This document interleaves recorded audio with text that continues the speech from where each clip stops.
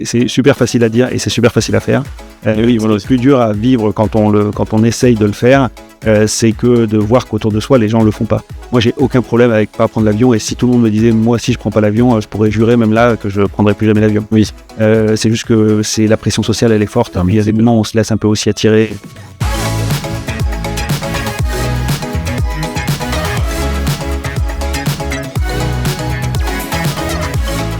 Salut Marc. Salut Guillaume. Tu vas bien? Bah oui, très bien, mais toi? Ça va, impec. Déjà, merci Marc qu'on fasse cet épisode Média Entrepreneur. Donc, comme je t'avais dit, Média Entrepreneur, c'est le média qui met en avant les entrepreneurs du Sud. Donc, le parcours, les histoires, aussi les conseils, et aussi une partie échec, réussite, pour un peu que tu nous parles de ton expérience. Du coup, avant de parler de tout ton parcours entrepreneurial, est-ce que tu peux nous parler de ton parcours, plutôt ta jeunesse et de ton avant entrepreneuriat? Ouais, donc moi j'ai 47 ans, je suis né dans le Lot-et-Garonne, donc pas très loin de Toulouse, et j'ai grandi avec une passion dans le poisson, justement, en tant que gamin qui va à la pêche, à la brosse cours d'eau. Et c'est ce qui m'a amené à vouloir poursuivre des études en agronomie. Donc je suis devenu ingénieur agronome, moi je te passe les détails. Et il se trouve que j'ai travaillé donc en aquaculture au début de ma carrière, ce qui est peut-être pas très fréquent parmi les entrepreneurs que tu reçois. C'est clair. Et c'était une passion, et à la fois une passion assez vite, non pas refermée, parce que la passion je l'ai toujours, mais j'en ai assez vite conclu que c'était un métier difficile dans lequel j'aurais assez peu de voix pour m'exprimer du haut de mes 22 ans à l'époque. Et en fait, je me suis retrouvé à partir sur ce qui m'a occupé ensuite pour une vingtaine d'années, qui était la tech, à partir du début des années 2000, parce que mon autre passion, c'était l'informatique, et il se trouve que j'ai fait cette bascule un petit peu au moment où il y avait cette bulle. Voilà. Et donc, j'ai bossé ensuite dans l'informatique avant de monter les Dataiku, dont on parlera, j'imagine, et FEV par la suite. Ok. Pour revenir à l'aquaculture, c'était quoi ton taf? Moi, j'étais ingénieur R&D, je travaillais sur des programmes de recherche, mais très appliqués, pour essayer de comprendre comment mieux nourrir les poissons, mieux les élever, en prendre le plus soin possible pour que ils se développent mieux, qu'ils grandissent mieux, et que qu'il y ait un produit in fine que les humains consomment, qui soit de meilleure qualité. Bien sûr. Et ça, tu bossais pour, c'est quoi, une collectivité, une asso, une boîte privée? C'était une ferme, finalement. C'était, okay. Au lieu d'être une ferme qui produirait de la viande ou des céréales, c'était une ferme qui produisait du poisson dans le nord de la France. D'accord, et tu étais un employé J'étais un des cadres d'une entreprise. En fait, c'est une ferme, mais à la fois une grosse ferme, puisqu'il y avait quand même 100 personnes. C'était la plus grosse ferme de production de barres et de dorades en France à l'époque, et c'est sûrement encore un peu le cas. Et donc, ce sont des structures qui sont quand même très demandeuses en main-d'œuvre. Okay. Et donc, c'est une énorme ferme de production. Ça reste de l'élevage intensif. Ouais. Et t'es allé là-bas pourquoi? C'était une opportunité ou parce que c'était un des rares employeurs dans cette filière quand je suis sorti tout frais, jeune ingénieur agronome à l'époque. Ok. Donc ça, à 22 ans jusqu'à je suis sorti d'école à 22 ans et jusqu'à 23. Ça a duré ce peu de temps. Ah d'accord, ok, c'est très court. 2 ans en comptant le stage, ouais. Ok. Donc après la transition avec la tech, l'informatique, c'était quoi un peu le déclic, l'élément déclencheur le déclic, c'est que je savais que ma carrière était très contrainte à l'époque, puisque mon chef, qui était le patron de l'R&D dans cette petite boîte de 100 personnes, avait 30 et quelques années. Et en fait, il y avait une dizaine de cadres, on était 2. Je savais très bien que je ne ferais jamais rien d'autre que d'être l'adjoint de mon chef. D'accord, il n'y a pas de perspective. Ou d'essayer de le virer, ce qui n'était pas trop dans l'esprit. Okay. Et j'aurais pu partir à l'étranger. Enfin, il y avait quand même des perspectives, évidemment, dans l'aquaculture. Il y a des gens ou même de manière plus générale dans les filières aquacoles. Mais il se trouve qu'à ce moment-là, moi, j'ai eu un appel du pied du côté d'amis ou de copains de promo qui bossaient dans l'informatique, et c'est un secteur qui recrutait, et encore une fois j'avais une passion aussi pour l'informatique. Moi je développais des trucs. T'avais des bases du coup déjà? Des bases auto-apprises. D'accord. Oui. Et alors du coup la transition, c'est quoi le début? C'est de suite tu fondes une boîte? Non, après moi j'ai bossé de 2001 jusqu'à 2012 dans le conseil, en tant que développeur informatique, chef de projet. Enfin, tu connais les ESN, tu as des parcours déjà bien tout tracés pour la plupart des gens. Et j'ai monté une boîte qu'en 2012, après avoir fait carrière dans ces entreprises dans le secteur services numériques. Et donc la première boîte, est-ce que c'est Dataiku? C'est Dataiku, ouais. Ok. Ouais. Donc première boîte, l'association, comment elle se fait? C'est des amis à toi? C'est des connaissances? L'association, ce sont des amis, ou des connaissances de connaissances. Ça s'est fait en plusieurs fois, puisqu'en fait j'ai tenté de monter un projet dans la data pendant une petite année avec un ancien collègue qui malheureusement n'a pas pu se lancer à la fin. Ouais. Et quand il m'a dit qu'il ne pouvait pas se lancer, c'est lui qui m'a fait rencontrer les personnes qui sont devenues mes associés par la suite chez Dataiku. D'accord. Donc ça s'est fait assez rapidement, en quelques mois, à l'été 2012. Donc vous étiez 3? On était 4 au début. 4? Ouais. Ok. Vous aviez chacun une casquette différente? Ouais, on avait chacun une casquette différente. Moi, je m'occupais plus spécifiquement du développement commercial de la boîte. Ouais. Ok, donc c'est commercial, c'est-à-dire c'est trouver des clients? Parce que alors, donc c'est B2B? Ouais, complètement. Dataiku, on a créé un logiciel qui permet aux grosses boîtes un peu de par le monde d'utiliser mieux leurs données pour en faire des modèles prédictifs, du machine learning, ce qu'on appelle maintenant l'intelligence artificielle.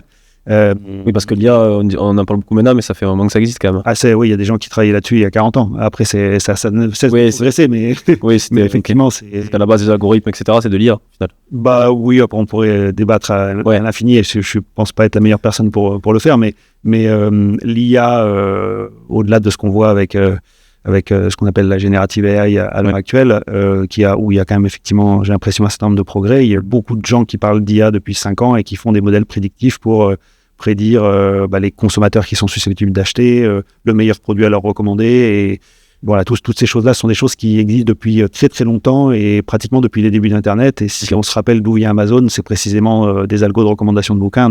Et donc on était déjà il y a 20 ans aussi. C'est vrai. Voilà, mais démocratisé, quoi. Ça se démocratise et en fait notre outil a fait partie des outils qui permettaient la démocratisation de ce type d'usage en entreprise. Okay. Donc c'est exactement ça. Donc le produit, quand vous alliez voir les entreprises, c'était quoi? C'est de la récolte de données, vous l'analysez pour en extraire de la valeur? Ouais, c'est ça. Tu imagines un gros Excel, sauf que c'est plus compliqué. Ouais.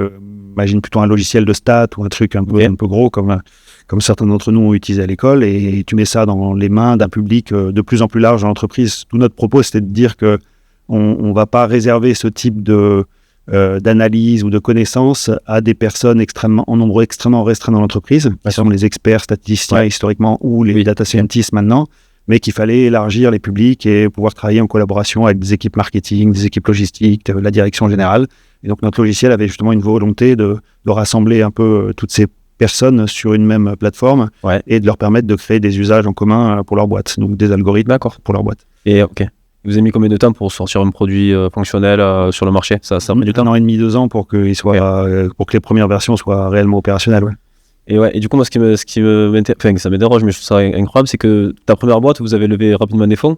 Comment tu gères parce qu'il y a beaucoup d'argent qui arrive, il y a des investisseurs, il faut répondre à ça. C'est de la pression ou c'est de la bonne pression? Oui, c'est de la bonne pression. Enfin, je pense que nous, on a eu un parcours assez atypique dans le sens où il y a énormément de choses qui se sont bien passées quand même. Ouais. Et donc, comme l'entreprise a vécu, je ne veux pas dire subir, mais une forte croissance pendant de nombreuses années, les investisseurs qui nous avaient fait confiance dès, en gros, fin 2014, et puis ensuite, chaque année, quasiment, il y avait des levées de fonds entre 2014 et 2020, il y avait quasiment... Chaque année? Ouais, quasiment. Et ça financé quoi? C'était recruter? Ouais, recruter. La boîte, on l'a montée à 4. Quand je suis parti fin 2019, on était 300 et maintenant, il y a 1100 personnes. Donc, c'est quand même des croissances énormes et a fortiori, quand tu commences à aller sur des marchés comme les États-Unis, les personnes, typiquement les commerciaux qu'on recrute, c'est pas du tout les mêmes salaires qu'en France. Tu fais x2 ou x2,5 et les personnes en moyenne dans ton équipe commerciale, elles coûtent 250 000 euros par an. Ouais, ça c'est voilà. Bon, donc c'est rien que pour ça déjà. Comment est-ce qu'on dépense 1 million? C'est ça. C'est pas plus, pas moins. Et du coup, il y avait des employés un peu partout. C'était pas. Ouais, il y avait des employés un peu partout. Ouais. Et donc ils bossaient de chez eux. Vous aviez. Nous avait des bureaux à New York qu'on a eu. Enfin, on a ouvert plein de bureaux. Je pense qu'il y avait une dizaine de bureaux. Je sais même plus où on en est pour être très franc. Mais on avait des bureaux à différents endroits en Europe et en France. Et on a toujours d'ailleurs des bureaux là-bas. D'accord. Donc ça a duré 6 ans, l'aventure. Moi, mon aventure a duré 7 ans chez Dataiku et c'est en 2019 que j'ai choisi de passer la main et puis surtout de réorienter complètement ma vie sur d'autres sujets. Donc là, comment ça se passe quand tu quittes? Tu n'es plus du tout? Là, je suis encore au conseil d'administration, donc techniquement, je suis plus opérationnel, mais je suis toujours à la fois actionnaire et toujours actionnaire, un des directeurs du conseil d'administration. Et on t'a racheté des parts que tu avais ou t'as Non, moi j'ai eu l'occasion, comme d'autres personnes, de pouvoir vendre des parts à différents moments, mais je suis toujours actionnaire de la boîte. D'accord, et donc là, ton rôle maintenant, pour finir... un membre du conseil d'administration comme d'autres, quand on est entrepreneur, c'est pas un rôle dont je parlerai longtemps, parce que je suis là pour pouvoir voter et aider à préciser la direction de l'entreprise, mais dans ses très grandes largesses, largeur. Et c'est pas un rôle qui a une quelconque vocation opérationnelle. D'accord. Le rôle que je peux avoir un jour, c'est si on doit prendre une décision majeure de vente ou pas de la boîte, ou de virer le CEO. Enfin, c'était le conseil d'administration. Son principal rôle, c'est est-ce que c'est rare, c'est assez rare les réunions. C'est tous les 3 mois quand même. Ah, quand même. Ah, d'accord. Non, c'est les trimestres. Ok. Ouais. Ah oui, donc t'as quand même les infos, enfin, tu sais tout ce qui se passe, etc. Mais ça fait pas un emploi du temps non plus, donc c'est heureusement que je fais autre chose. Grave. Ok, donc pour détailler tout ça, en fait moi c'est drôle parce que je savais pas du tout que t'étais parti de ça au début, et c'est en écoutant un podcast sur Génération Do It, c'était il y a 2 semaines je crois qu'il a interviewé il a interviewé Florian aussi. Et du coup dedans il dit l'an dernier ou il y a 2 ans j'ai interviewé Marc et du coup je savais pas. Ah d'accord. Incroyable. Parce qu'en fait avec ce que fait Feb, mais d'ailleurs c'est la transition de la data à l'impact, c'est quand même deux mondes quand même assez différents. Donc pareil, ça a été quoi le déclic là de changer radicalement de secteur moi déjà, comme tu l'as vu, j'ai pas commencé la tech parce que j'avais des études informatiques, mais j'avais quand même ces prédispositions avec une passion quand même assez forte pour la nature en général. Donc c'est un secteur ou un domaine plus vaste dans lequel naturellement je suis revenu quand il s'est agi de monter un autre projet avec d'autres ambitions et d'autres possibilités que la première fois. Bien sûr. Et le déclic, il est simple. Moi, j'ai eu une vraie bascule écologique en 2018. Ouais. Avant, je pense que j'étais extrêmement sensible, mais je faisais partie, comme beaucoup d'entre nous, je pense, de ceux que ça intéresse, qui se sentent un peu concernés, mais l'impression de faire des trucs, on trie un peu ses déchets. Ça a été quand même un peu la mode en 2018, c'est encore un peu la mode en 2024. Et on se dit, oui, parce qu'on a fait ça, c'est bon, ça va, on gère, quoi. Ouais, mais en fait, sauf que le temps passe, ça fait 6 ans que moi je me dis ça, et que je vois qu'autour de moi, les gens sont encore un peu en moyenne ou en grande majorité dans l'état où moi j'étais en 2018. Ouais. Évidemment, je pense qu'en 2018, je faisais peur à ceux qui avaient fait cette bascule en 2012 et a fortiori avec ceux qui militent depuis les années 70 pour les causes environnementales. Donc, on est tous un peu le non-écolo de quelqu'un. Mais pour autant, je trouve que les choses, on le voit à l'heure actuelle, les choses s'accélèrent. Et moi, en 2018, c'était les rapports du GIEC qui sortent quand même assez régulièrement. Et pour la première fois de ma vie, j'ai compris, alors que je pense que ça fait quand même 30 ans qu'ils le répètent, mais qu'on savait quantifier exactement d'une certaine manière les points de bascule et les quantités de CO2 qu'on pouvait émettre. Exactement. Donc pour n'importe quel ingénieur qui se respecte ou n'importe quel gars ou fille qui travaille dans la tech, qui fait des algorithmes, ignorer, et ça je le dis tel que je le pense, mais c'est vraiment catastrophique parce qu'il y a énormément de gens qui sont dans le déni, y compris parmi ceux qui nous écouteront. On sait précisément où on va et quand on ne sait pas, c'est assez rare qu'on se trompe dans le bon sens. C'est ça qui est flippant, c'est qu'à chaque fois qu'on a tort, on n'a pas tort parce que ça se passe mieux que prévu. C'est clair, parce que c'est l'énerve. Oui. Et donc, on sait qu'il ne nous reste pas longtemps. En 2018, il nous restait 12 ans. On est 6 ans après, il reste 6 ans. Il reste 6 ans pour ne pas dépasser certaines quantités qui nous permettaient de rester sous les 1,5 degré. Ouais. Degré 5, c'est un truc qu'on s'était accordé, je crois que c'est en 2015, à la COP21. Ouais. C'est foutu, ça d'ores et déjà, puisqu'en fait, on voit très bien qu'il n'y a aucun moyen de le tenir. Donc maintenant, la question, c'est est-ce que c'est 2, est-ce que c'est plus? Et les gens, je pense qu'ils n'ont pas réalisé en moyenne, et moi, je pense que je ne l'avais pas réalisé avant, que 2 degrés, c'est pas juste qu'on enlève le pull, quoi. Ah oui, non, clairement. Les récoltes, ça marche plus du tout. Là, on voit les PO, en ce moment, c'est la désertification. Ah oui. Enfin, bon, bref, c'est catastrophique. On le voit aussi avec là, les récoltes viticoles. Les récoltes viticoles, c'est une catastrophe. Mais ils ont le blé cette année. Le blé, moins 30%, moins 40%, parce qu'il a trop plu. Alors avant, on se plaint parce qu'il y a une fois de plus aussi. Trop, bien sûr. Moi, en fait, moi, je le vois aussi parce que mon oncle est agriculteur. Il fait de la pomme de terre, de la lentille, de la vigne. Et là, cette année, par exemple, pomme de terre, il me montrait ses rendements sur un cahier. Chaque année, ça baisse. Et il fait travailler toujours autant, aussi bien. Donc, il y a une vraie souci de transition sur ça aussi. Donc, moi, ça m'a sauté à la figure à un moment où j'étais prédisposé, puisque justement, j'avais le sentiment d'avoir fait le tour de ce qui m'intéressait de faire chez Dataiku. Bien sûr. J'avais envie on était aux US à l'époque, j'avais envie de rentrer en France parce qu'on venait d'avoir un petit garçon et toutes des histoires familiales classiques. Oui. Et juste, moi, j'étais prédisposé pour que ce truc-là, d'une certaine manière, m'explose à la figure. Et où, en fait, il y a eu un avant-après. C'est-à-dire qu'une fois que j'avais vu ça, ma vie pouvait plus être du tout la même et je pouvais pas faire comme si j'avais pas vu le truc, quoi. Ouais. Parce que là, avant de parler de Fève, toi, qu'est-ce que tu as changé dans ton quotidien? Nous, on est rentré en avion toute fin octobre 2019 et on n'est jamais remonté dedans depuis. Déjà, ok. Ouais. L'avion, c'est ok. L'avion, alors on n'a pas promis grand-chose. On essaie d'être un peu laxiste parce que moi, je suis un peu extrême par moment, mais on se promet pas de pas reprendre l'avion. Parce que déjà, il y a peut-être un moment où on aura envie, et même sûrement. Ouais. Mais de fait, la fait est qu'on aura fait 5 ans sans avion d'ici un mois. Et 5 ans sans avion, chaque voyage en avion, chaque Paris-New York, c'est 2 tonnes. On est censé être à 2 tonnes tous par an. Donc en gros, un voyage crame notre budget carbone en théorie. C'est ça. Donc voilà, moi j'ai baissé ça. On mangeait peu de viande, mais on en mange encore moins. Ouais. On fait plein d'efforts au quotidien pour moi, j'ai réorienté mon travail. Moi, je dis tout le temps, le geste le plus écologique qu'on peut faire, c'est si on a le choix, c'est de changer de boulot. Oui. Tout le monde ne peut pas se le permettre, mais il y a certaines personnes, y compris ceux qui sont jeunes et qui sortent d'école, ils peuvent choisir de leur premier boulot en connaissance de cause. Donc il y a énormément de façons d'agir qui sont bien plus drastiques que le problème, c'est ça. Et le problème, c'est qu'après, il y en a qui disent oui, mais si nous on fait ça, mais dans la Chine ils polluent, aux États-Unis ils polluent, mais c'est pas la question, c'est que ce soit un mouvement global et que tout le monde ça, c'est soit au courant. C'est une des excuses. C'est facile de dire ça. C'est comme tu manges plus de viande, mais t'as un iPhone. Mais bon, c'est le truc qui ressort souvent, mais c'est naze. Ça a été traité plein de fois. C'est traité plein de fois et personne n'est parfait, mais il y a quand même des ordres de grandeur. Exactement. Et pas prendre l'avion, ou diminuer sa consommation de viande, c'est un ordre de grandeur bien supérieur. Je crois que ce qu'il disait encore en termes d'équivalence, c'est renoncer à un vol, donc compenser plutôt sur d'autres habitudes un vol type Paris-New York. Oui. Ça équivaudrait, je crois, à baisser son chauffage pendant plusieurs dizaines d'années, manger je sais pas quoi pendant plusieurs dizaines d'années. Donc c'est juste les gens se rassurent à bon compte en se disant que l'iPhone ou l'iPhone d'ailleurs, moi j'ai un iPhone aussi, mais c'est pas et c'est effectivement un problème en tant que tel, mais c'est surtout le fait de le changer tous les ans qui est un problème. Exactement, c'est ça, c'est de pas faire du reconditionné ou de l'occasion. Mais mais oui, c'est sûr que les postes, forcément l'avion et réduire la viande, déjà si tout le monde faisait un peu ça, parce qu'on le voit, le problème c'est qu'on en parle de plus en plus, le sujet vient quand même sur la table, mais je regarde un article là, ce matin ou hier, les émissions de gaz à effet de serre elles augmentent. Non, elles augmentent. En France, officiellement, elles ont baissé, mais pour plein de raisons qui mettent pas tout le monde d'accord. Elles ont un peu baissé, pas que pour des bonnes raisons, et notamment parce qu'il y a plein de désindustrialisation, parce que l'hiver était plus doux. Enfin, on peut creuser le truc.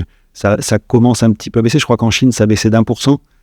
C'est juste qu'on est censé baisser avec le rythme qui est de l'ordre. Je crois que ce qui est rappelé, c'est qu'on devrait baisser de 5 et quelques % par an, et c'est ce qu'on a été capable de faire pendant la pandémie. Et donc, il faudrait refaire ce qu'on a fait pendant la pandémie, mais volontairement chaque année. Mais c'est pas possible. C'est pas possible. Si, c'est possible. C'est possible. C'est possible parce qu'en fait, on peut. Il y a des choses qui font mal et d'autres qui font pas mal. Pas prendre l'avion. On peut déjà commencer par renoncer à un week-end qu'on avait prévu en faisant. C'est clair. On peut le faire une fois. Puis après, on peut se dire qu'on le fait 2 fois. Et puis après, on peut se rendre compte que les week-ends qu'on a passés, ils étaient aussi bien, voire vachement mieux, alors qu'on n'a pas eu besoin de prendre l'avion. Exactement. Qu'on ne s'est pas emmerdé avec Ryanair et EasyJet coincé à l'aéroport. Enfin, parce qu'il faut quand même se le dire aussi, c'est parfois ce qui se passe. Il peut atterrir à Barcelone, on se retrouve avec une heure de retard, machin. Ouais, puis on le répète, mais en France, avec tous les paysages qu'on a. Oui. Franchement, après, c'est facile à dire, mais il y a tous les paysages et il y en a tout à portée de main, quoi. Franchement, c'est super facile à dire et c'est super facile à faire. C'est plus dur à vivre quand on essaye de le faire. C'est que de voir qu'autour de soi les gens le font pas. Moi j'ai aucun problème avec pas prendre l'avion, et si tout le monde me disait moi si je prends pas l'avion, je pourrais jurer même là que je prendrai plus jamais l'avion. Oui. C'est juste que la pression sociale elle est forte, il y a des moments où on se laisse un peu aussi attirer. Mais ne serait-ce que le sujet de la viande, surtout dans le sud de la France, c'est quand tu vas à un repas et que tu dis que tu ne manges pas de viande, tu te peins. Il y a la pression sociale qui est présente. C'est pour ça que nous on n'a pas fait un choix radical, on veille à manger beaucoup moins. On garde systématiquement l'option végétarienne au resto. Voilà. S'il n'y a pas d'option végétarienne, moi je prends un malin plaisir à demander qu'est-ce que vous avez comme option végétarienne, parce que ça participe aussi au fait que le restaurateur se pose la question, et à Toulouse il y en a quand même besoin, même s'il y a commence à y avoir des super restos là-dessus. Mais voilà, c'est un peu, on est un peu les emmerdeurs de service, mais les gens n'en parlent pas, énorme, c'est juste énorme. Ouais, c'est clair. Marc, avant de parler de Fève, je vais te poser la question, tes expériences passées, du coup surtout dans la data, qu'est-ce que ça t'a apporté dans la création de Fève par rapport à dans le secteur? Est-ce que tu as un peu disrupté le fonctionnement, amené une plus-value par rapport à ton expérience passée? De quoi le fait d'avoir bossé dans la data, donc à l'informatique, etc., et d'avoir amené ça dans l'agroécologie, est-ce que ça a eu un impact positif dans les process, dans les choses? Moi, il y a pas mal d'inspirations que j'utilise dans les choses positives, on va dire. Il y a des inspirations sur les process commerciaux qu'on a pu mettre en place chez Dataiku à l'époque, qui me servent encore de manière très positive sur la structuration de notre process pour acheter des fermes ou sélectionner les porteurs de projets. Donc on a même si on se défend tout le temps de dire Fève n'est pas une start-up, on se voit comme une petite entreprise ou une PME.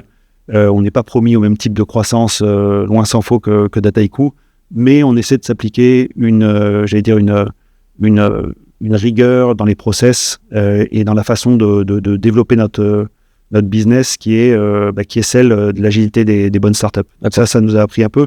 Après, si je prends les points pas négatifs, mais différents, moi, ça m'a surtout, le fait de passer faire FEV, ça me fait aussi revisiter beaucoup mon parcours historique chez Dataiku et dans ma vie de consultant dans la tech, parce que justement, là aussi, j'ai pu voir finalement tous les use cases qu'à l'heure actuelle, je ne cautionnerais plus et qui sont quand même principalement des usages avec la data qui nous poussent, qui aident les boîtes à acquérir plus de clients, à leur faire consommer plus. Et en fait, le nerf de la guerre de tout ce qu'on vient de se dire, c'est la surconsommation. Oui, c'est ça. C'est le fait qu'on accumule tous plein de choses dont on n'a pas besoin. C'est le fait qu'on aille voyager à l'autre bout du monde alors qu'on n'a jamais été à 100 km de chez soi. Et donc, moi, en fait, j'ai été complice de ça. Et c'est aussi... C'est pas la raison pour laquelle je suis parti. C'est ça qui est assez drôle, parce qu'à l'époque, j'avais peut-être pas encore bien réfléchi à tout ça. Mais maintenant, ça me semble tellement salvateur d'avoir pu m'émanciper de ce truc-là. Parce que juste, je veux pas que la data ou la tech serve à ces usages-là. Bien sûr. Et tu as déjà été critiqué par rapport à ce changement Non, pas ouvertement. Non, pas. Je pense que la plupart des gens, j'espère, le respectent. Bien sûr. Je veux pas tirer non plus parce que de toute façon, moi, je suis encore actionnaire de Dataiku. Bien sûr. Je suis encore au conseil d'administration, donc j'ai une responsabilité. C'est pas des choses qui sont faciles à changer, comme tu peux l'imaginer. Donc c'est difficile. C'est des discussions qu'on a eues mais tu peux pas décider de faire pivoter une boîte comme ça. Oui, ça se fait pas de suite. On peut pas faire un Dataiku for impact only, ce qui serait mon rêve. C'est impossible. Pour autant, du coup, maintenant, moi, ça fait partie de mes apprentissages. C'est que la tech, il y a des bons usages et des mauvais, comme partout. Ouais. Et on le sait, ça a toujours été comme ça.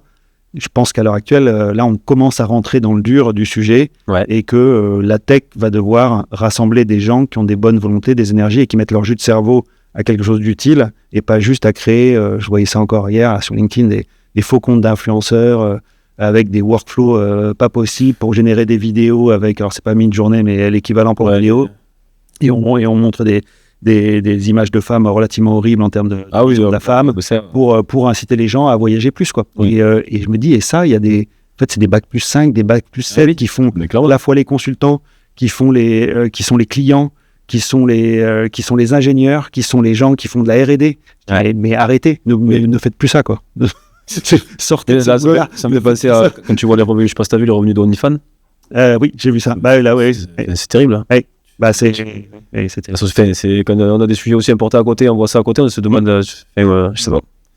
C'est un truc de fou. Oui, c'est un truc de fou. Mais donc voilà, après, c'est bien de se réveiller. Je pense que si on peut, parce qu'il y a un des trucs qu'on m'objecte parfois, et à juste titre, qui est, toi, tu as de la chance, tu as pu choisir ce que tu faisais, certes, mais je connais aussi plein de gens qui ont la même chance et qui le font. Déjà, premièrement, moi, je m'adresse souvent à ceux qui ont cette chance-là. Si vous avez cette chance, si vous avez le choix de changer de boulot, changez de boulot immédiatement. Faites quelque chose d'utile, quoi. Posez-vous la question et ça, voilà, déjà, je pense qu'il y a peut-être, c'est pas 100% des gens qui peuvent se reconnaître là-dedans, mais déjà 10% des gens. Et ces 10%, il faut qu'ils changent le boulot. Ouais.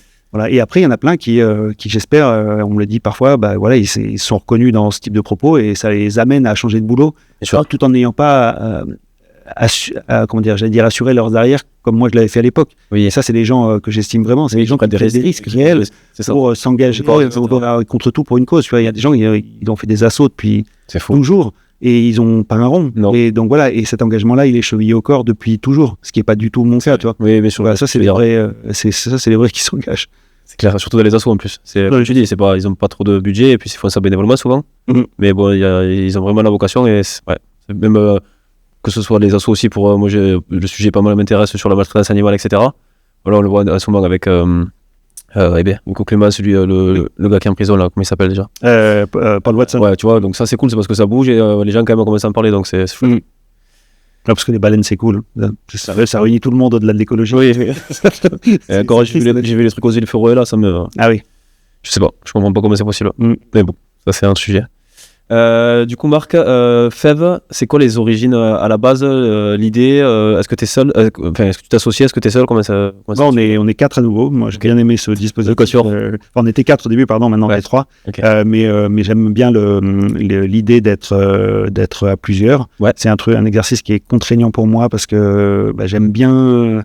Dans un monde idéal, j'aimerais bien pouvoir faire tout seul. Je trouve ça plus facile de savoir ce qu'on veut faire. Je suis pas toujours le plus à l'aise, il faut négocier, s'aligner, même avec ses associés, même quand ça se passe bien, c'est toujours de l'alignement. Et pourtant, j'ai fait 2 boîtes à plusieurs et chaque fois qu'un fondateur vient me voir pour me pitcher sa boîte et me dire, voilà, je lève des sous et ça, quand ils sont seuls, je leur dis, trouve-toi vite quelqu'un d'autre, quoi. C'est trop dur, quoi. C'est trop dur d'être tout seul. Et puis surtout, c'est plus facile parce en apparence, on le dit toujours, parce qu'on peut décider ce qu'on fait. Et puis, en vrai, on se remet pas assez en question. On n'a pas d'autres avis, d'autres avis et tout ça. Donc, c'est ultra dangereux, je trouve, et aussi pour sa santé à soi. Et donc, nous, on est plusieurs, ouais. Moi, je suis revenu finalement à mes études, l'agriculture. Okay. On a eu un angle très environnemental au début, donc un peu les bobos écolos, parigots, tout ce que tu veux, mais à l'époque où j'étais à Paris. Mais qui est de se dire que l'agriculture, c'est à la fois ce qui nous nourrit, mais c'est aussi une des principales sources de pollution, malheureusement. Donc, dans les pollutions, les gens, je ne sais pas s'ils l'ont en tête, mais typiquement, 20% des émissions de gaz à effet de serre, c'est l'agriculture, qui sont liées à plein de choses, notamment à la dépendance aux engrais, qui elle-même est consommatrice fortement pour sa fabrication de gaz, je crois, notamment. Ouais. Mais aussi, il y a tout l'élevage des ruminants qui pose la question des rejets de méthane. Et le méthane, alors ces quantités sont peut-être moindres, si je ne me trompe pas, mais comme ça a un pouvoir réchauffant beaucoup plus important, je crois que c'est 40 fois plus que le CO2. Quand tu fais les équivalents, c'est une catastrophe. Bon, bref, il y a plein de choses autour de ça. Et donc, beaucoup d'émissions de gaz à effet de serre. Une consommation, je crois que c'est 60% de l'eau qui est consommée en France. C'est que pour l'agriculture. Ouais. Mais alors, on pourrait dire mais dans l'absolu, c'est ce qu'on bouffe. Et voilà, bien sûr. Absolument, mais ça montre quand même que c'est en prise très forte sur les écosystèmes. Et puis après, dans les chiffres qui sont effrayants et pour lesquels l'agriculture, à travers notamment les pesticides, a une responsabilité. Il y a beaucoup de débats, mais on va dire multifactoriel, et ça énerve beaucoup de gens, dont moi. Évidemment, il n'y a pas que ça comme responsabilité, mais l'extinction, la 6e extinction de masse, ça, c'est un truc dont les gens n'entendent pas trop parler. On est en train de perdre des milliers d'espèces chaque année, un peu partout, y compris des choses qu'on connaît et qu'on a autour de nous. Et donc les insectes, moins 70%, je pense, en tout temps. Les oiseaux, c'est pareil. Donc même sur des espèces ultra communes, je crois que j'ai vu le moineau aussi en danger. Mais les populations réduisent de moineaux, t'imagines les moineaux. Ouais, c'est clair. Mais moi, quand à la campagne, quand j'y vais, je vois qu'il y a moins de... Ça se voit. Insectes, ça se ressent énormément. Ouais, à part les moustiques. À part les moustiques et qui seront de plus en plus nombreux. Tout est un peu perturbé, et enfin tout est gravement perturbé. Et donc l'agriculture, par les émissions de gaz à effet de serre, par la pollution éventuellement des nappes aux nitrates, c'est ce qui va générer typiquement les algues vertes en Bretagne, par la pollution aux pesticides, par les impacts sur la biodiversité, par tout ça, c'est à la fois éminemment nécessaire. On ne peut pas se passer d'agriculture, bien sûr, sauf à devenir chasseur-cueilleur, mais il faut le faire de manière complètement différente pour être capable de s'envisager un quelconque futur.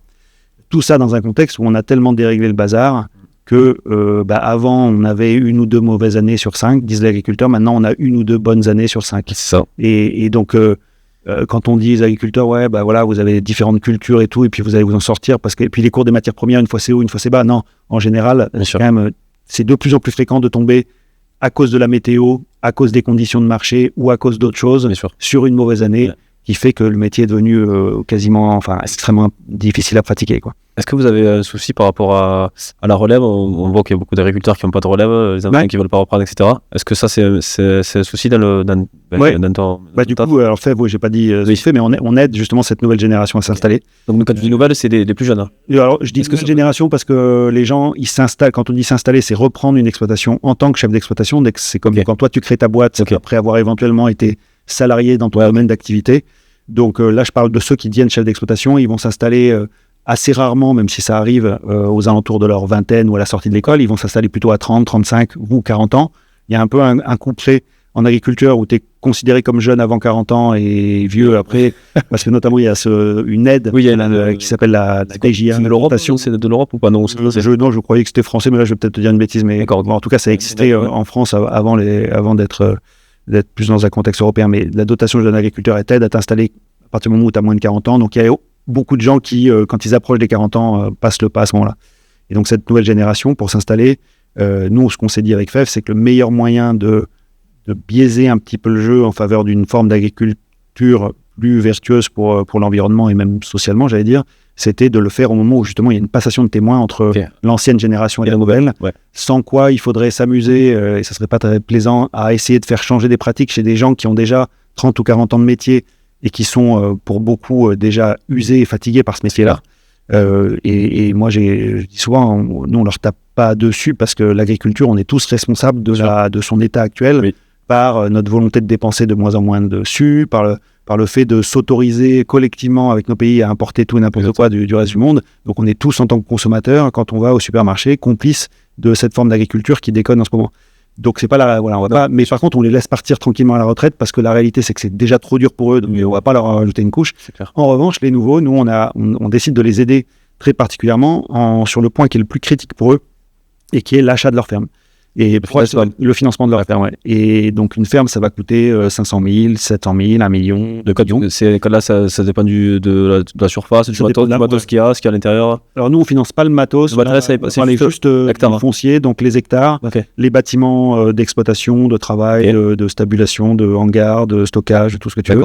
Et la maison d'habitation ou les maisons d'habitation, s'il y en a, puisque souvent dans un corps de ferme, tu as à la fois l'habitation et le travail. C'est la spécificité de ça. C'est comme si tu achetais un immeuble de bureau où tu avais ton appartement. C'est lié, et donc ça coûte, plus c'est grand en mètres carrés ou en hectares, plus ça coûte cher. Et évidemment, il y a des endroits comme Paris, Toulouse versus peut-être des endroits plus reculés dans la campagne, ça coûte plus cher. Tarif. Et donc ça va vite cher. Et les agriculteurs, quand ils s'installent, ils ont à financer principalement, on va dire, 3 choses. Il y a ça, le foncier. Il y a la société d'exploitation, BFR, plein de choses pour démarrer l'activité. Et il y a du gros matériel et potentiellement le cheptel quand il y a de l'élevage. C'est ça. Et grosso modo, tu peux avoir plusieurs centaines de milliers d'euros sur chacune des poches. Donc, ce qui se passe à l'heure actuelle, c'est que la banque elle va financer une partie, notamment peut-être le matériel. Mais ça, cette partie de financement, vous accompagnez, vous y êtes? Nous, on le fait pas, on fait que le foncier.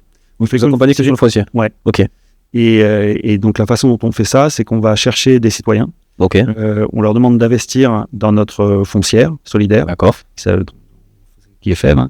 Et il faut voir ça comme une grosse tirelire dans laquelle les gens mettent à partir de 500 euros, ils vont dire voilà, j'investis 500 euros, ou j'investis 1000 euros, 10 000 euros, 100 000 euros. Et on met ça en commun. À ce stade-là, on a 21 millions d'euros dans la cagnotte. En combien de temps ça? En 3 ans.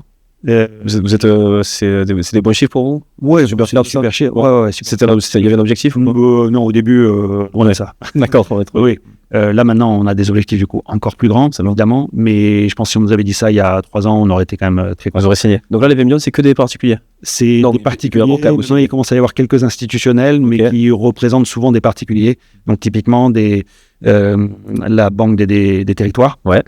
Caisse des dépôts, et puis un certain nombre de personnes qui gèrent des plans d'épargne retraite ou des choses qui, derrière, en fait, sont des investissements de particuliers. Donc, c'est des particuliers, mais de manière indirecte. D'accord. Et là, en fin d'année, on sera à un peu plus de 30 millions, peut-être 33, 34 en cumulé. On a acheté avec ça, pour le compte des gens, 24 fermes. Bientôt, ça sera on va dire 35 d'ici la fin d'année, 30-35. La répartition, c'est beaucoup dans l'ouest, mais là, ça y est, on commence à avoir des petites percées dans l'est de la France. Et on est reparti du sud-ouest, et puis on est remonté un petit peu allant vers la Bretagne. D'accord. Et voilà, et l'idée, c'est vraiment que les particuliers deviennent propriétaires en commun de ces fermes, que les agriculteurs deviennent locataires, mais pour un certain temps, c'est-à-dire qu'on ne veut pas les mettre dans une situation où il y a des gens qui possèdent et les autres qui sont exploités en tant que locataires. L'idée, c'est plutôt qu'ils puissent racheter au moment où ils auront remboursé les premiers prêts et que s'ils ont envie, sans que ça ne soit une obligation, donc c'est vraiment une option, on leur donne une option d'achat avec un prix préférentiel. Et ce prix préférentiel, il reconnaît le fait que c'est pas un locataire particulier, c'est quand même un locataire qui, s'il a bien fait les choses, va contribuer à régénérer les sols, à faire revenir un peu de vie dans certains cas. Et en ce sens, la plus-value éventuelle entre le moment où on avait acheté la ferme pour le compte des citoyens et le moment où l'agriculteur ou l'agricultrice la rachète 10 ans après, cette plus-value, elle est partagée en deux.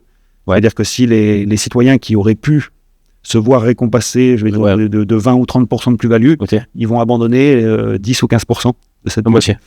Donc c'est un geste très fort. Et alors oui, j'ai oublié une partie importante de l'équation, c'est que on ne la loue qu'à des agriculteurs et des agricultrices qui s'engagent à respecter un ensemble de pratiques qui sont des pratiques agroécologiques vertueuses. Que vous avez mis en place. On a mis en C'est place. quoi, c'est un cahier des charges? Il y a un cahier des charges. Alors, on a construit à partir de quelque chose qui existait, un socle reconnu et qui est le socle de l'agriculture biologique. Parce que sinon, ça aurait été nous, petite boîte qui sort de nulle part, qui dit tiens, il faut faire ci, ça, c'est ça qui est bien. Et même dans l'agriculture, il y a un peu des effets de mode aussi, comme dans la tech et comme dans l'IA. Et il y a des gens qui racontent un truc et d'autres qui racontent exactement l'inverse. Donc nous, on a choisi de partir de quelque chose qui, pour le coup, existe depuis les années 80, qui s'appelle la bio, et les parties un peu plus, personnelles et incantatoires qui correspondent à notre philosophie, on les a rajoutées au-dessus d'un socle. D'accord, déjà existant, qui auditable par des tiers. Et tu vois, et ça, c'était vraiment important dans la confiance qu'on essaie de créer avec. Et le côté bio, les agriculteurs, c'est facile à. C'est moins facile maintenant qu'il y a 3 ans. Parce que depuis, on a eu quand même des gros problèmes sur le marché du bio. Nous, on essaie vraiment de... Ça a baissé, non, là, Ça a baissé, alors ça... je pense que ça va... Moi, j'ai bon espoir quand même que ça revienne un petit peu, mais tout ça est le fruit d'une considération politique et réglementaire et de subventions, ça beaucoup plus global. Le soutien à la bio, il a été un peu en difficulté sur les marchés à cause de l'inflation et du pouvoir d'achat. Il a été en difficulté par rapport au soutien de nos gouvernements récents, il ne faut pas se mentir. Et il a même failli les objectifs de conversion des surfaces en bio, là il faut savoir qu'il n'y a que 11 ou 12% de la surface qui est en bio en France à l'heure actuelle. Les objectifs, ça fait longtemps qu'on court après depuis 2017 où à une époque on devait être à 12, on était à 8, après on devait être à 15, on était à 10, maintenant on est à 11 et on doit être à 20. C'est ça. Et à chaque fois on reporte un peu le truc, mais la bonne nouvelle c'est que ça a failli disparaître ce truc-là, mais ils ont réussi, in fine, c'est encore dans les projets de loi agricole, la loi agricole qui est sortie récemment. Et donc, c'est un combat pour arriver à faire en sorte que cette ambition qui est louable et absolument nécessaire ne soit pas dévoyée au profit d'autres labels ou de marques consommateurs qui sont beaucoup moins... Voilà, il y a beaucoup de choses, les gens ne savent pas que HVE, il y a dans plein de cas pas grand-chose derrière. Non, en fait... label rouge, c'est pareil. Voilà, il y a label rouge, il y a plein de questions qui se posent derrière. Et tous ces trucs-là, les gens, ils se rendent pas compte parce que derrière, c'est devenu une spécialité marketing. C'est ça. Créativité des industriels et des lobbies c'est clair. Pour faire des labels qui ressemblent à quelque chose. Et le consommateur, il n'a pas le temps de lire tout ça, de comprendre tout ça. Non pas qu'il soit stupide, mais juste c'est trop compliqué à s'immerger dedans. Donc faisons attention à ce qu'on achète parce que derrière les promesses marketing, il n'y a quand même pas beaucoup de choses. Et le prix du bio, est-ce que ça peut tendre à baisser un peu ou ça a baissé un peu. Ça a déjà baissé, ouais. Et parce qu'en fait, forcément, la différence de prix entre du bio et du pas bio, c'est que les agriculteurs sont mieux rémunérés et que c'est des meilleurs produits. C'est des produits qui sont meilleurs parce qu'ils sont meilleurs à différents niveaux en termes d'externalité globale. Ils sont censés, dans un premier temps, être meilleurs parce que on n'a quand même pas balancé le même type de produit dessus que ceux qui sont pas bio. Mais du coup, ils sont aussi meilleurs parce qu'il y a moins de substances nocives qui peuvent partir dans la nature et qui vont aller contaminer des nappes ou nous exposer à des cancers ou faire disparaître les petits oiseaux en même temps. Et ce qu'on n'arrive pas encore à faire dans le débat, même s'il commence à y avoir des études qui sortent de plus en plus. Je crois qu'il y en a une récemment qui est sortie en disant que le coût des pesticides était de 19 milliards d'euros par an en France. Une étude de la FAO, ce qui n'est pas assez encore, à mon avis. Je pense qu'on ne va aller que de surprise en surprise sur ces trucs-là. Le coût de la FAO a fait une étude en novembre 2023 pour dire que sur 200 pays étudiés, ils ont fait un chiffrage global qui était lié au coût de je ne sais pas comment ils avaient appelé ça, mais des carences ou en tout cas des défaillances de notre système alimentaire au sens large. Donc là, ils ne parlaient pas spécifiquement des pesticides, ils parlaient de la malbouffe, de l'obésité, de tout le reste, c'est un sujet majeur. Ils n'avaient pas été capables c'est assez drôle, ils avaient dit les pesticides, pour l'instant, on n'a mis pas grand-chose, on pense que ça va être énorme, mais pour l'instant, on ne met pas grand-chose parce qu'on ne sait pas. Et malgré cette précaution d'usage, c'était 10 000 milliards d'euros. 10 000 milliards d'euros sur l'ensemble des 200 pays. Et donc, ça représentait, je crois, 10% du PIB. Il faut vérifier le truc, mais c'était juste un truc énorme. Et donc, les gens, en fait, ce qu'il faut qu'on arrive à comprendre tous, je crois, c'est que quand on se questionne sur le prix de la nourriture, c'est pas un bon débat. C'est pas un bon débat. C'est la nourriture dans des conditions qui sont satisfaisantes pour notre avenir et notre survie, elle coûtera ce qu'elle coûtera. Et c'est le reste qui en pâtira. C'est-à-dire que si à un moment on n'a plus le moyen effectivement de se fabriquer des iPhones, il n'y a plus d'iPhone. Mais par contre, on continuera à bouffer. J'espère. Sinon, jusqu'au jour où on aura un iPhone et plus rien à bouffer. Mais... Moi, ça me choquerait pas de payer beaucoup plus cher la nourriture parce que c'est quand même ce qui te fait vivre et pour ta santé. Mais c'est vrai que dans les mœurs, c'est les gens, ils cherchent le moins cher pour OVG, après ils sont capables de lâcher 1000 € sur un portable, quoi. Donc ça n'a pas de sens. Pas tout le monde, heureusement, mais c'est vrai que là, après, il y a aussi un truc qu'il faut arriver à voir, c'est qu'on a la facilité des supermarchés. Oui. Voilà. Ouais, bien sûr. L'autre jour, j'avais cet exemple quand j'étais en vacances dans l'Aveyron, là, à Saint-Antonin-d'Ableval, où on me proposait d'acheter, alors ce qu'on fait jamais, hein, mais déjà c'est très très dur dans les supermarchés de trouver le bio. Oui. Les rares fois où il y a du bio, ils arrivent à l'exploit de le suremballer, donc tu achètes tes tomates plutôt que de les avoir en vrac, dans une petite barquette en bois, bon, ça c'est hallucinant. Mais donc déjà, tu n'en as pas beaucoup. Et là, il y avait des haricots. Et les haricots, il y avait haricots et pois gourmands et pois, je ne sais plus quoi, qui venaient respectivement du Kenya, Zimbabwe et Égypte. Des haricots verts que moi j'ai dans mon jardin, parce que je les cultive, parce que je fais en tant que potager. Et le pire du pire, moi, ça m'a rendu dingue, c'est que donc là, c'est pareil, c'est pas en vrac, c'est dans une barquette. Ouais. Donc barquette plastique, film plastique, petit logo qui dit 2 € avec un rond rouge, qui est le même type de logo qui a l'air d'être... Ouais, j'avais fait un post là-dessus parce que ça m'a rendu dingue. C'est 2 € et en fait, t'as l'impression que c'est une faveur qu'on te fait. C'est le même post que quand c'est genre promo. Ouais, promo. Je suis inconscient, moi j'ai cru que c'était promo. Et après, tu regardes le prix au kilo, 14 balles le kilo. Ce qu'il faut quand même qu'on sache aussi, c'est que 14 balles le kilo, dans plein d'endroits, tu peux trouver des... Alors, haricots, c'est une période, hein, c'est pendant l'été, tu trouves frais de ça, mais tu vas au marché ou tu vas dans plein d'AMAP ou même un drive fermier ou je sais pas quoi, tu vas avoir pour ce prix-là des haricots verts français, bio, locaux, sans emballage. Sans emballage, ouais. Et donc, à quoi servent ces 14 € à part, et le fait de le faire venir de l'autre bout du monde, à part rémunérer des gens qui se foutent de la gueule. Ouais, c'est ça. Et je ne vois pas. Il n'y a pas d'intérêt. Donc, on peut pas importer des haricots verts, faut arrêter. Ça fait pas, c'est interdit. Faut pas le faire. Ça c'est quoi? C'est des boules de politique ou c'est l'industrie qui veulent se coller? Moi c'est pour ça que les gens on essaie de faire porter la responsabilité sur les consommateurs. Ouais. S'ils achetaient pas, ça se vendrait pas. Voilà, ça c'est toujours rigolo. Ouais. C'est surtout pourquoi on autorise des gens à faire ça. C'est ça. Et pourquoi on planifie pas un peu au global ce qu'on a envie de bouffer en France. Et qu'on réserve les surplus à l'export. Et ça, j'arrête pas d'insister là-dessus parce que on arrive sur une vision où les gens ils vont traiter de communistes parce que je suis en train de dire qu'il faut planifier la production. Il faut planifier la production. Nous, on a eu un exemple d'un agriculteur ça nous a rendu dingue lors d'un événement chez Fève l'autre jour où on réunit toute notre communauté. On fait témoigner toujours des agriculteurs qui ont bénéficié de notre financement.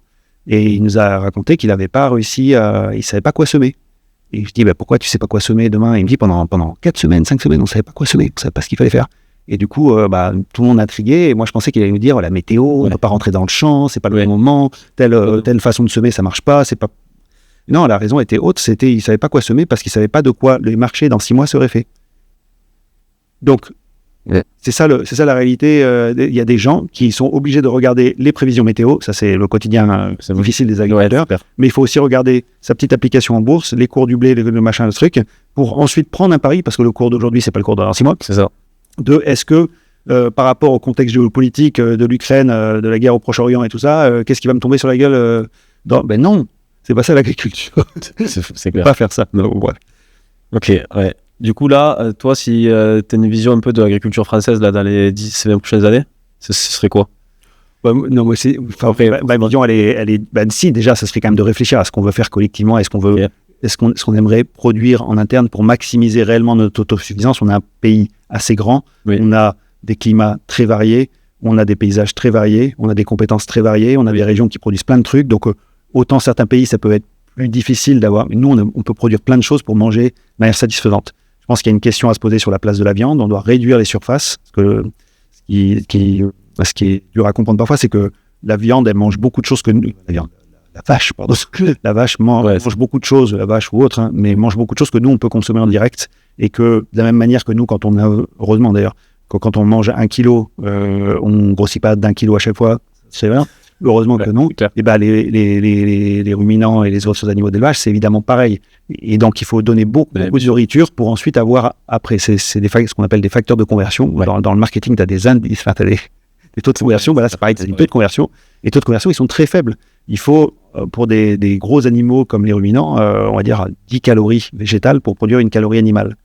Et donc, si on réduit ne serait-ce que par 2 notre consommation de viande, les besoins en surface, en rendement et tout ça, tout de suite, tout le monde reste pas. C'est beaucoup plus simple de produire la quantité de calories qu'on veut à l'échelle française et à l'échelle mondiale. Et donc ça, je pense qu'il va se passer des trucs à ce niveau-là. Mais si déjà on sait ce qu'on veut faire, avec quel niveau de qualité, et qu'on commence à discuter peut-être plus globalement avec l'Europe sur le fait de se dire, on est conscient qu'on a envie d'avoir cette qualité-là et donc on protège suffisamment. Et ça, il y a quand même des discussions qui arrivent là-dessus sur les accords de libre-échange. Les gens, même les plus pénibles et sceptiques et ultra-mondialisés, ils commencent à se rendre compte que ça va être dur de se battre éternellement sur le terrain de la compétitivité internationale, sachant que même les trucs où on n'est pas très bon en matière écologique et sociale, on est quand même toujours plus exigeant que plein de pays qui font ça à bon compte. Bien sûr. Et donc, de toute façon, on n'arrivera jamais à être aussi compétitif qu'eux. C'est si compétitif veut dire faire de la merde, puisque c'est un peu ce qu'on veut dire. Ok. Et pour finir sur Fev, donc tu me dis que les investisseurs, donc ils achètent du foncier. Et c'est quoi c'est un pourcentage annuel, c'est comment Après, donc il y a un loyer. L'agriculture, c'est très encadré, ça s'appelle le fermage. Ouais. Il y a des arrêtés préfectoraux qui fixent les bornes, un prix mine, un prix max, selon les qualités des terres et tout ça. Et nous, on se range là-dedans de toute façon de manière très classique. D'accord. Donc, les deux activités, on est d'accord, c'est le foncier et le cahier des charges ensuite à l'agriculteur. Le cahier des charges, c'est la condition du financement. Okay. Et nous, c'est un peu c'est la façon qu'on a de voir notre fonctionnement. On a des citoyens qui, par leur argent, encouragent notre démarche. Grâce à cet argent, on achète des fermes. On ne le loue qu'à ceux qui veulent faire des choses bien. D'accord. Donc l'argent des citoyens permet d'encourager des initiatives vertueuses. Du coup, il y a quand même deux grosses verticales, c'est un peu le foncier, entre guillemets, immobilier, et le côté agroécologie. Vous séparez, c'est scindé ou... Non, pas du tout. Alors je dirais pas vertical, mais c'est deux facettes importantes de nos projets.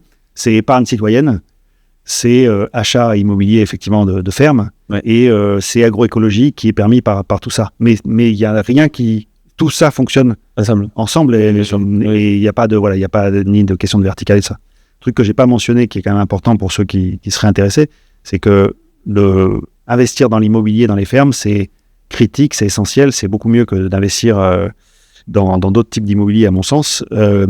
Pour autant, ça rapporte peu. Okay. Ça rapporte peu à la fois parce que historiquement, quand tu achètes une ferme, tu achètes certes des terres. Les terres, ça risque de progresser de plus en plus en termes de prix avec le temps, au moment où on se rend compte que c'est rare et primordial. Oui.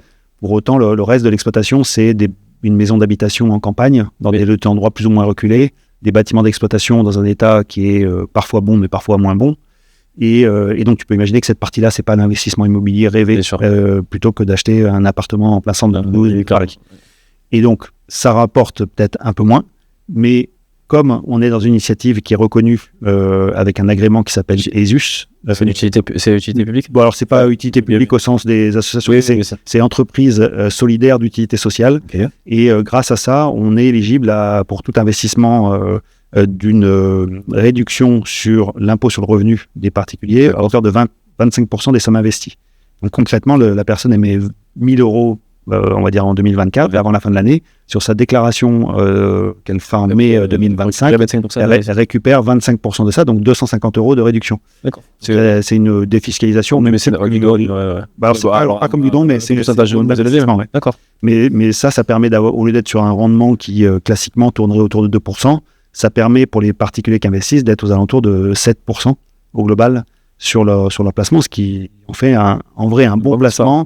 Et qui a bien orienté, et donc là on est quand même sur quelque chose où l'État, par ce type d'incitation fiscale, nous permet de rentrer dans la bonne case et d'encourager un truc vertueux. Trop bien.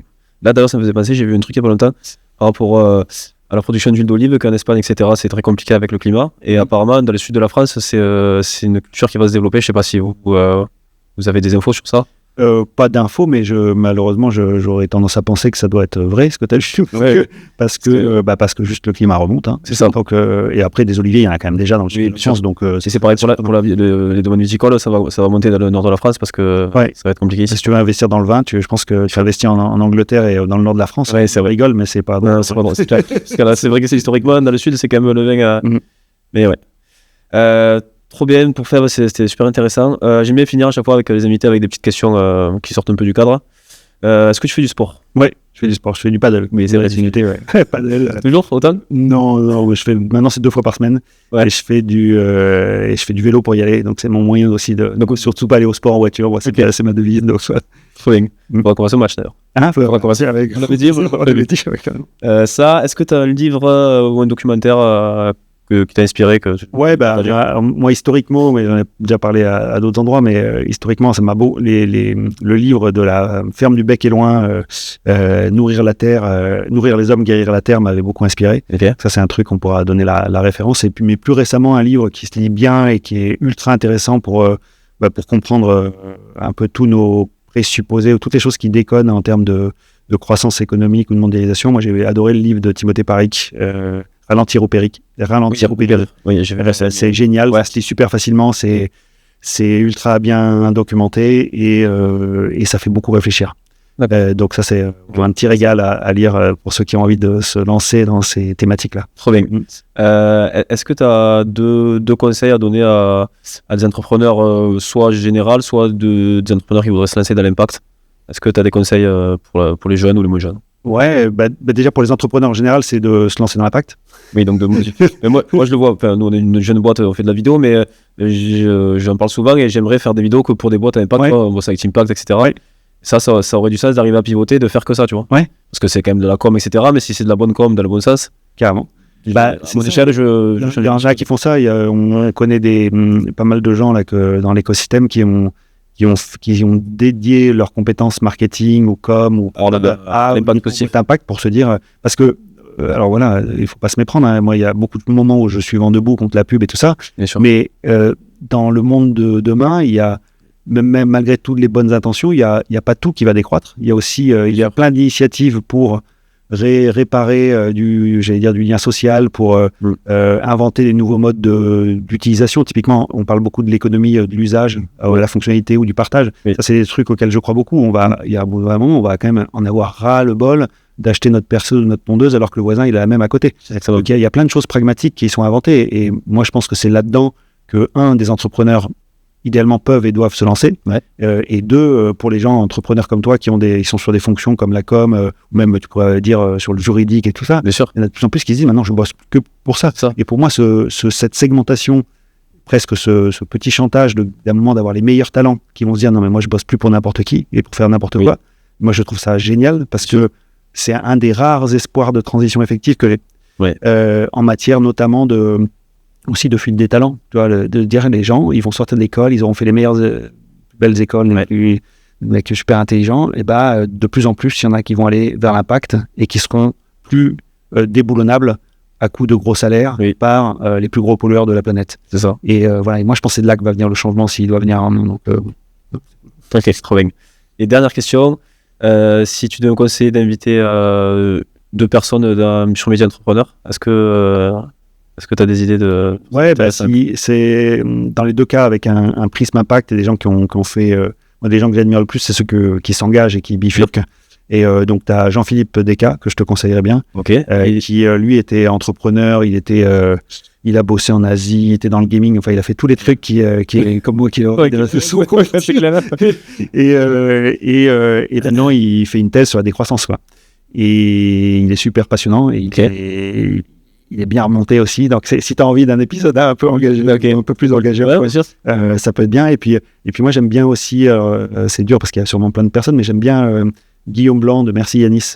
Je connais. Ils sont à l'IoT Valley, ils aident en fait la plupart des boîtes qui ont des locaux, des bâtiments à mieux les gérer. Et le truc c'est qu'on en a parlé plusieurs fois, ils le prennent beaucoup sous l'angle de l'efficacité opérationnelle et des coûts, mais de plus en plus, lui, il a fait un virage écologique important, il est de plus en plus engagé, et il engage sa boîte, donc c'est ultra inspirant de voir que dans une boîte qui à la base n'était pas pensée pour spécifiquement ça, il arrive à inspirer des choses à ses salariés, ils sont vraiment super bien, et finalement, en fait, on se rend compte que dans la meilleure gestion des bâtiments, il y a énormément d'externalités positives sur la gestion de l'eau, sur la gestion ne serait-ce que des kilowattheures pour le chauffage, donc on reste quand même dans un truc où les boîtes, elles ont des bâtiments, ça c'est le monde d'aujourd'hui, on va pas non plus tout changer, mais typiquement il a un business qui peut tendre vers de l'impact assez naturellement. Donc voilà, j'ai une petite idée. Ok, je te contacterai.